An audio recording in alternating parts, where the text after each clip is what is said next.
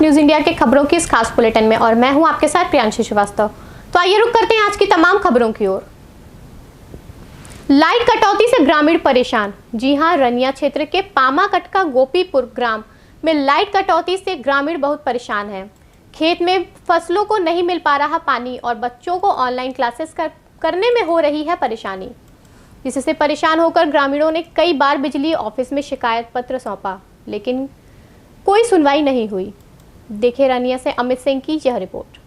ग्राम में खड़ा हूँ जहाँ पर लोग बागों की यह समस्या है कि बिजली आती ही नहीं है। यहाँ पर 18 घंटे की बात हुई है। सरकार भी कहती है कि ज्यादा से ज्यादा बिजली दी जाए, लेकिन ये इस गांव में लाइट आती नहीं। 5-6 घंटे ही लोग बाग बताते हैं इतनी लाइट आती है, जिससे छात्र ऑनलाइन पढ़ाई नहीं कर पाते हैं। लोग बाग किसान अपने खेतों में पानी नहीं लगा पाते हैं, जो कि आवश्यकता है। जिस चीज की लाइट की बहुत आवश्यकता है, लेकिन उनकी पढ़ाई नहीं हो पा रही है। किसान खेत में पानी नहीं लगा पा रहे हैं। आइए आपको स्थानीय लोगों से बातचीत करवाते हैं।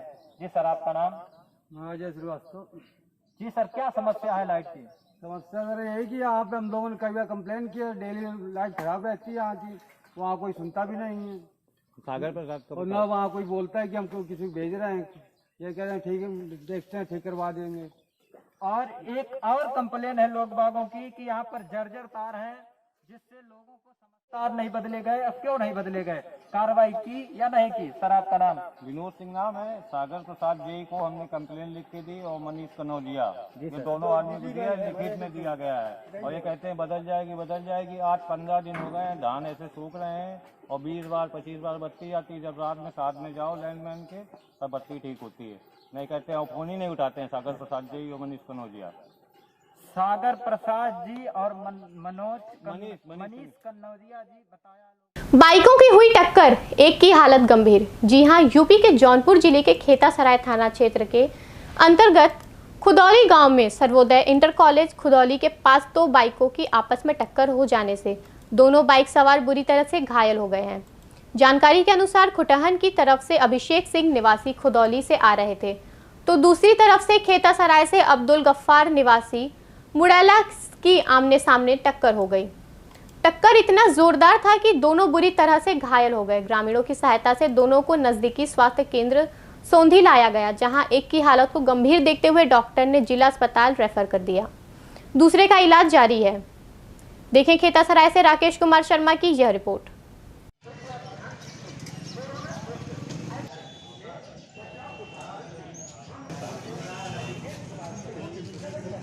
एक्सीडेंट कैसे हुआ है? देखिए, प्रत्यक्षदर्शियों के अनुसार गड्ढा था, दाहिने साइड गड्ढा था, बाएं साइड गड्ढा था। दोनों इधर एक ही साइड में होगा, इसलिए दोनों आमने सामने की टक्कर हो गई। अच्छा, बता रहे हैं कि वो रोड में जो काफ़ी गड़बड़ है, बार बार वहाँ एक्सीडेंट होता है। नहीं, रोड गड़बड़ है, वहाँ बार बार एक्सीडेंट होता है। और वहाँ कुछ लोगों का कहना है कि वहाँ कुछ ऐसी आत्माएँ हैं जो वहीं पर हमेशा बार बार, क्योंकि वहाँ 10-20 एक्सीडेंट हुए हैं, गंभीर एक्सीडेंट हुए हैं। तो प्रत्यक्षदर्शियों का कहना यहाँ भी है। सरकारी सस्ते गल्ले की दुकान का प्रस्ताव हुआ पास। जी हां, यूपी के पीलीभीत जिले के थाना पुरनपुर की चौकी घुंगचिहाई के अंतर्गत ग्राम दिलावरपुर में सरकारी सस्ते गल्ले की दुकान का प्रस्ताव पास किया गया। बता दें कि दिलावरपुर ग्राम में 2 स्वयं सहायता समूह संचालित थे। पहला किसान स्वयं सहायता समूह, दूसरा भीमराव अंबेडकर स्वयं सहायता समूह।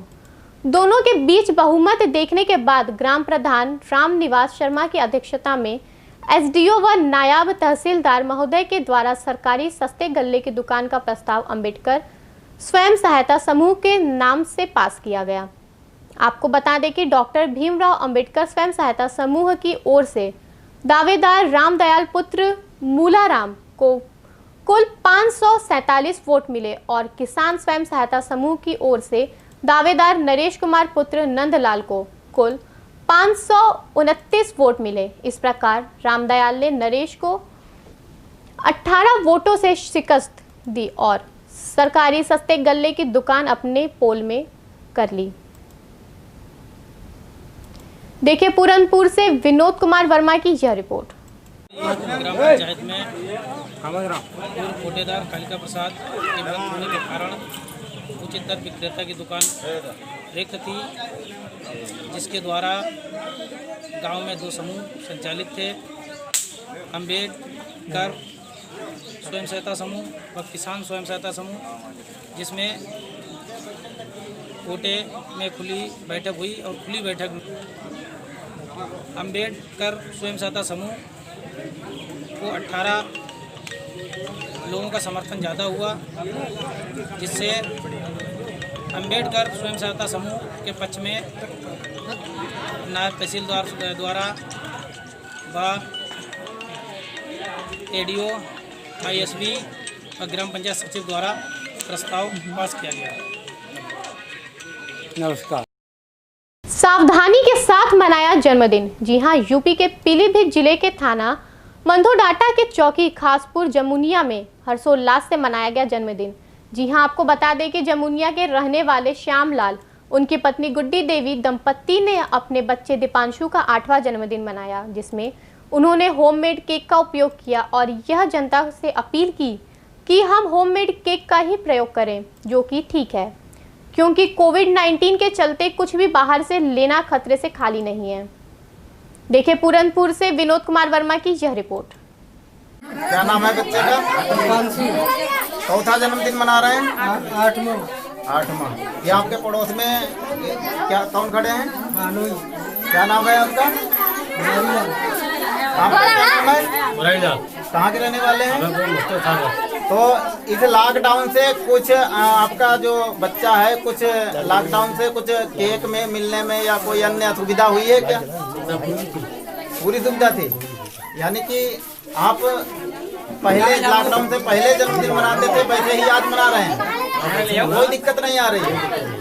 आप बच्चे की कौन है? आपका क्या नाम है?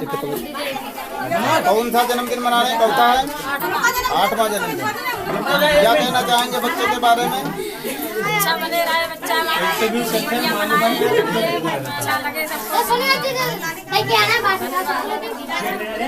पीड़ित परिवार की हर संभव मदद करेगी डॉक्टर विशाल। जी हां, यूपी के बदायूं जिले में बिसौली थाना क्षेत्र के गांव धनुपुरा में 4 सितंबर को एक विशेष समुदाय के लोगों द्वारा हिंदू युवक की बड़ी बेरहमी से पिटाई कर दी। युवक, जिसका नाम रवि है, आज भी आईसीयू में पड़ा अपनी आखिरी सांसें गिन रहा है।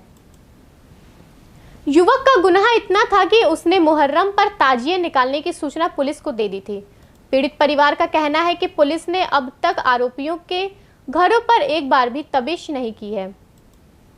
मुख्य आरोपी अभी तक पुलिस की पकड़ से बाहर है। भारतीय जनता पार्टी संभल के युवा जिलाध्यक्ष डॉक्टर विशाल चौहान दल बल के साथ पीड़ित परिवार को सांत्वना देने के लिए उनके घर पहुंचे, जहां उन्होंने लोगों से कहा कि सीओ बिसौली से उनकी बात हुई है।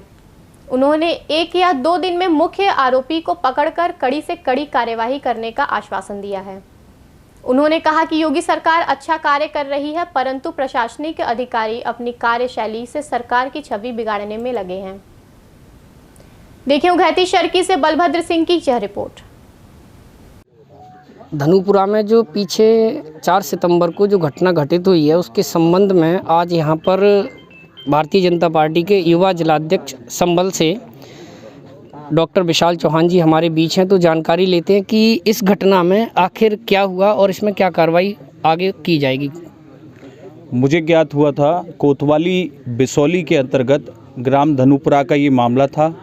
यहाँ एक लड़का था हिंदू समुदाय का, तो उसने ताजी वाजी को लेकर विरोध किया था। तो यहाँ जो मुस्लिम समुदाय के तमाम लोग हैं, उनके घर ज़्यादा हैं, तो उन सब लोगों ने इनके घर में घुसकर घेरकर इनको बहुत ज़्यादा जानलेवा एक तरह से हमला किया, जिसमें वो व्यक्ति अभी वेंटिलेटर पे है और मुझे जानकारी मिली है कि वो अभी उसका जीवन संकट में है। लेकिन सबसे बड़ी बात ये थी, घटनाएं तो हुई, लेकिन पुलिस प्रशासन की जो ठंडी प्रतिक्रिया मुझे यहाँ देखने को वो भी सुनने को मिल रही है कि एक भी दबिश, अभी 6 अभियुक्त थे, उसमें 6 आरोपी थे, 6 में से 5 ने खुद सरेंडर किया और 1 आरोपी अभी फरार है। लेकिन पुलिस की एक भी दबिश अभी तक उसके घर पर नहीं है। ये थोड़ा विचारणीय प्रश्न है कि आखिर प्रशासन ने क्यों एक सख्त संदेश देने की इस तरह की कोशिश नहीं की, जबकि सांप्रदायिक मामला था, इतनी बड़ी घटना है, तो ये बहुत गलत बात है। मैंने सीओ बिसौली को अभी अवगत कराया है कि थाना पुलिस द्वारा यहाँ अभी तक गांव में इतनी बड़ी घटना होने के बावजूद आरोपियों के घर दबिश ना जाना, यानी कि उनको संरक्षण देना, ये बहुत ही निंदनीय है, गलत है। अच्छा, एक और हम देखते हैं कि योगी जी हिंदुत्व के लिए एक बहुत बड़ा संदेश देते हैं। वो खुले मन से कहते हैं कि मैं हिंदू हूं और उनकी रक्षा करूंगा। ऐसे में एक विशेष समुदाय के द्वारा इतनी बड़ी घटना को अंजाम देना और पुलिस के द्वारा सुस्ती, ये कहाँ क्या संदेश देते हैं जनता को? देखिए, योगी जी का सिर्फ संदेश ही नहीं है, योगी जी की कार्यशैली भी है और वो कर रहे हैं निश्चित रूप से। ये यहाँ के लोकल पुलिस प्रशासन की कमी है, उनका दोष है और इसमें निश्चित रूप से उच्च अधिकारियों को अवगत कराया जाएगा और इस संबंध में उनको अवगत कराकर जो दोषी हैं उन पर कार्रवाई की जाएगी। वैसे अभी सीओ विसौली ने मुझे आश्वासन दिया है कि हम एक दिन के अंदर जो छठा आरोपी है उसको अरेस्ट करेंगे और दोषी है उनके खिलाफ भी कार्रवाई की जाएगी। अभी के लिए बस इतना ही। आगे की तमाम खबरों के लिए बने रहिए फास्ट न्यूज इंडिया के साथ। तब तक के लिए मुझे दीजिए इजाजत। धन्यवाद।